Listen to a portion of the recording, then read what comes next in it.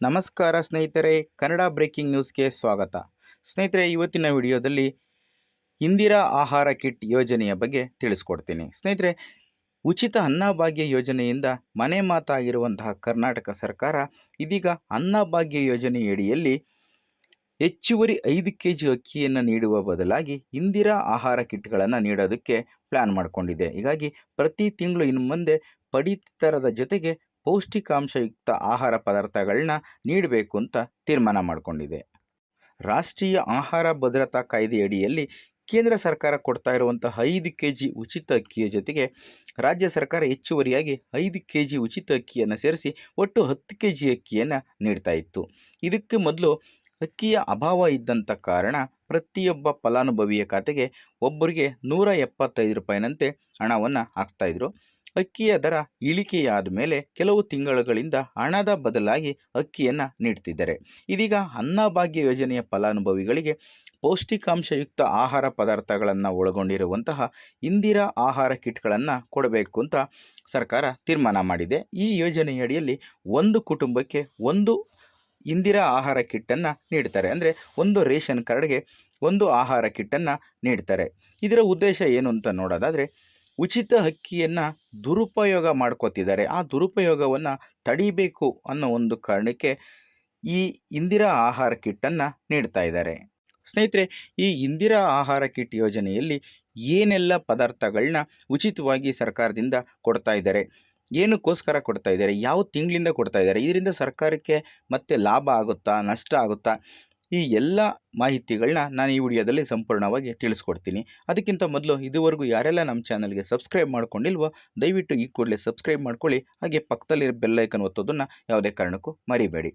ಸ್ನೇಹಿತರೆ, ಮೊದಲನೇದಾಗಿ ಇಂದಿರಾ ಆಹಾರ ಕಿಟ್ ಯೋಜನೆಯ ಉದ್ದೇಶ ಏನು ಅಂತ ನೋಡೋಣ. ಸ್ನೇಹಿತರೆ, ರಾಷ್ಟ್ರೀಯ ಆಹಾರ ಭದ್ರತಾ ಕಾಯ್ದೆಯಡಿ ಅನ್ನಭಾಗ್ಯ ಯೋಜನೆಯ ಪ್ರಸ್ತುತ ಪ್ರತಿ BPL ಪಡಿತರ ಚೀಟಿ ಹೊಂದಿರುವವರಿಗೆ ತಿಂಗಳಿಗೆ ಒಬ್ಬ ವ್ಯಕ್ತಿಗೆ 10 ಕೆಜಿ ಅಕ್ಕಿಯನ್ನು ನೀಡ್ತಾ ಇದ್ದಾರೆ.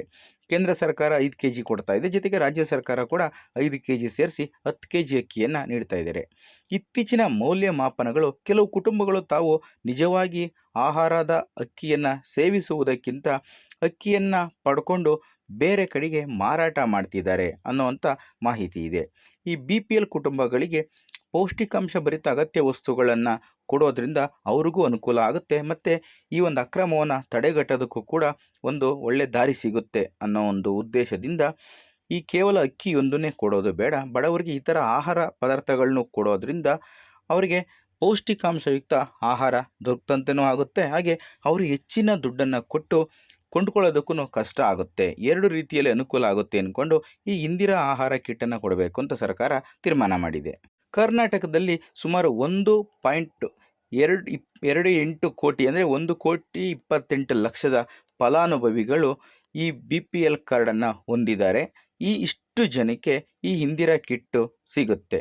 ಪ್ರತಿ ಕಿಟ್ಗೆ ಪ್ರತಿ ಕುಟುಂಬಕ್ಕೆ ಸುಮಾರು ತಿಂಗಳಿಗೆ 400 ರೂಪಾಯಿ ಖರ್ಚಾಗುತ್ತೆ. ಆದರೆ ಈ ಒಂದು ರಾಜ್ಯ ಸರ್ಕಾರಕ್ಕೆ ವಾರ್ಷಿಕವಾಗಿ 720 ಕೋಟಿ ರೂಪಾಯಿ ಉಳಿತಾಯ ಆಗುತ್ತೆ. ಇಂದಿರಾ ಕಿಟ್ಟನ್ನು ಕೊಡೋದ್ರಿಂದ ಒಂದು ವರ್ಷಕ್ಕೆ ಸರ್ಕಾರಕ್ಕೆ 720 ಕೋಟಿ ರೂಪಾಯಿ ಉಳಿತಾಯ ಆಗುತ್ತೆ.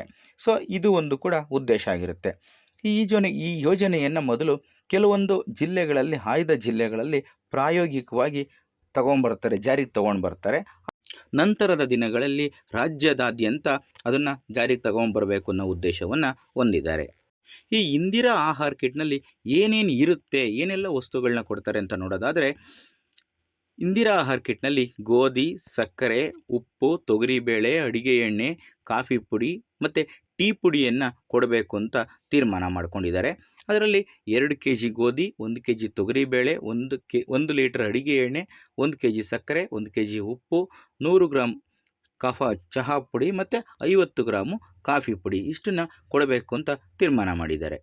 ಸ್ನೇಹಿತರೆ, ಪ್ರಮುಖವಾಗಿ ರಾಜ್ಯ ಸರ್ಕಾರದ ಹೊರೆಯನ್ನು ತಪ್ಪಿಸಿ ಮತ್ತು ಈ ಅಕ್ಕಿಯನ್ನು ಡಿಪೋದಿಂದ ಕೊಂಡುಕೊಂಡು ಬೇರೆ ಕಡೆ ಏನು ಮಾರಾಟ ಮಾಡ್ಕೋತಿದ್ರೋ ಅದನ್ನು ಕೂಡ ತಪ್ಪಿಸಬೇಕು. ಜೊತೆಗೆ ಕಡು ಬಡವರಿಗೆ ಪೌಷ್ಟಿಕಾಂಶಯುಕ್ತ ಆಹಾರ ಪದಾರ್ಥಗಳನ್ನ ಒದಗಿಸಬೇಕು. ಈ ಒಂದು 3 ಮುಖ್ಯ ಉದ್ದೇಶಗಳಿಂದ ಸರ್ಕಾರ ಈ ಇಂದಿರಾ ಕಿಟ್ ಅನ್ನೋ ಯೋಜನೆಯನ್ನು ಜಾರಿಗೆ ತಗೊಂಬರೋದಕ್ಕೆ ಪ್ರಯತ್ನ ಮಾಡ್ತಾ ಇದೆ. ಇದು ಈ ಜುಲೈನಲ್ಲಿ ಅನುಮೋದನೆ ದೊರೆತರೆ, ಸಚಿವ ಸಂಪುಟ ಸಭೆಯಲ್ಲಿ ಅನುಮೋದನೆ ದೊರೆತರೆ ಆಗಸ್ಟ್ ತಿಂಗಳಿಂದ ಕೆಲವೊಂದು ಆಯ್ದ ಜಿಲ್ಲೆಗಳಲ್ಲಿ ಇದನ್ನು ಪ್ರಾಯೋಗಿಕವಾಗಿ ಕೊಡೋದಕ್ಕೆ ಶುರು ಮಾಡ್ತಾರೆ. ನಂತರದ ದಿನಗಳಲ್ಲಿ ರಾಜ್ಯದಾದ್ಯಂತ ಇದು ಜಾರಿಗೆ ಬರುತ್ತೆ. ಸ್ನೇಹಿತರೆ, ಇದಿಷ್ಟು ಈ ಒಂದು ವಿಡಿಯೋದಲ್ಲಿನ ಮಾಹಿತಿಯಾಗಿತ್ತು. ಈ ಒಂದು ಮಾಹಿತಿ ನಿಮಗೆ ಇಷ್ಟ ಆಗಿದೆ ಅಂತ ಭಾವಿಸ್ತೀನಿ. ಈ ಮಾಹಿತಿ ನಿಮಗೆ ಇಷ್ಟ ಆಗಿದರೆ ಈ ವಿಡಿಯೋಗೆ ಒಂದು ಲೈಕ್ ಕೊಡೋದನ್ನು ಮರಿಬೇಡಿ.